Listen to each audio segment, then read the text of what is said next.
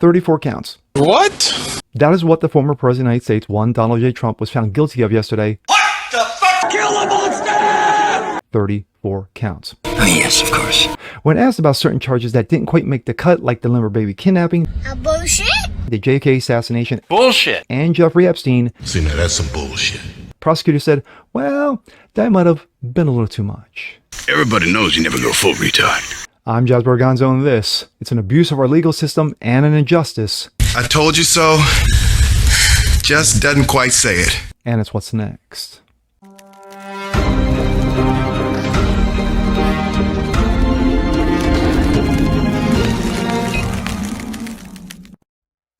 What's up, ladies and gentlemen? Jazz Borganzo, what's next? Your daily dose. Hope you guys are feeling good today on this Friday. And of course, as you can see by the headline, yes, that orange man bad Donald J. Trump was found guilty on all 34 counts of giving hush money to a trampy hoe back in 2016. Yes. Outside of the Limber baby kidnapping, the JFK assassination, and Jeffrey Epstein, they got him. Pathetic. Absolutely pathetic. But is this the trial of the century, or is it still OJ? I'm still not quite sure. But anyway, you got half the country celebrating like they hit the fucking lotto. You got the other half who is mad as hell, and they're gonna let you know about it. And here we go.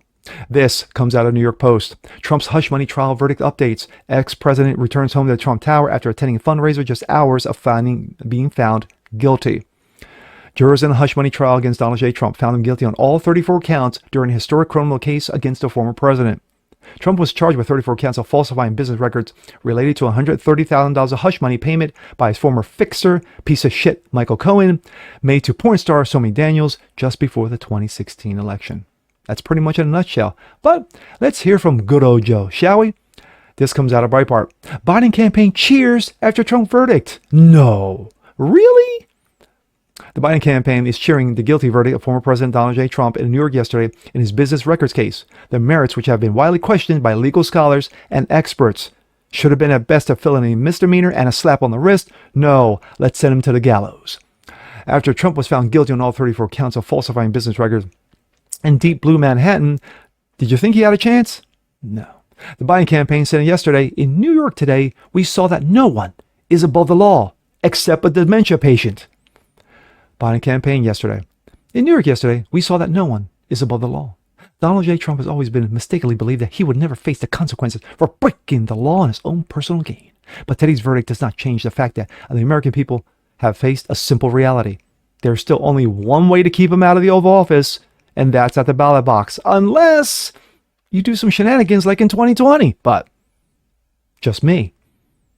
Convicted felon or not, Trump will be the Republican nominee for president. That's fact. It's probably the first thing that's come out of their mouths since ever. The threat Trump poses to our democracy has never been greater. He's running an increasingly unhinged campaign of revenge and retribution, pledging to be the dictator one day, never said that, or calling for our constitution to be terminated, never said that, so he can regain and keep power. A second Trump term means chaos, ripping away America's freedoms and fomenting political violence, and the American people will reject this in November. Oh, we're going to see. Let's see. Donald Trump has always been mistakenly believed he would never face consequences, yada, yada, yada. The snide comment comes as Trump has been adamant about election interference. All comes out of Washington, D.C. This election is interference. It all comes out of D.C. They had their reps here. He said on May 10th, telling media members, I'm sure you know that. It's damage. It's to damage crooked Joe Biden's political opponents. Happened to me. And we're leading in the polls big time. Well, you're leading, but not that big. And the American people get it. It's a scam. That's true. He added. Notably, Michael Colangelo, a lead prosecutor in the case, worked in the Biden Department for the Justice Department, New York District. Alvin Bragg brought him on board to his office. A former prosecutor worked in the Biden office under Alvin Bragg.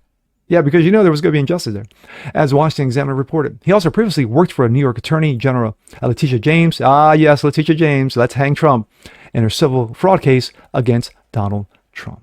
Mr. President, can you tell us, sir, Donald Trump refers to himself as a political prisoner and blames you directly. What's your response to that, sir? Do you think the conviction will have an impact on the campaign? We'd love to hear your thoughts, sir. Should he be on the ballot, sir? Did anybody really think that Donald Trump was going to get off on this?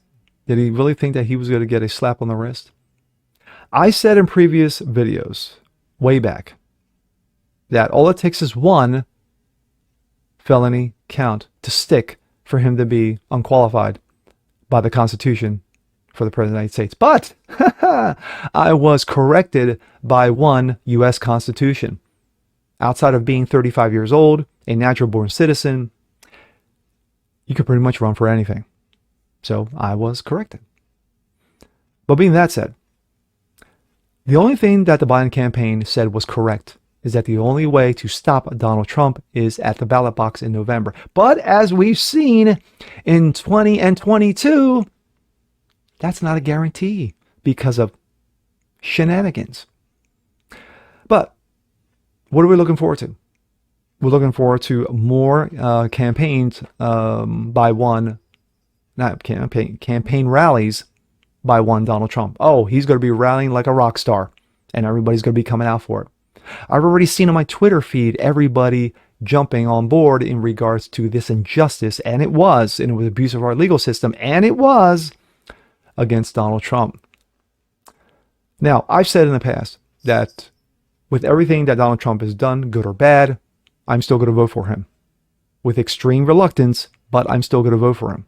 I'm not going to vote for a dementia patient or someone like RFK who pretty much just killed his political aspirations with celebrating Harvey Milk. But being that said, this is ridiculous. It's an embarrassment. Talk about an abuse of the legal system of epic proportions. Yes, to go after the man and his personal assets because of one trampy hoe that should have been decided way back. No.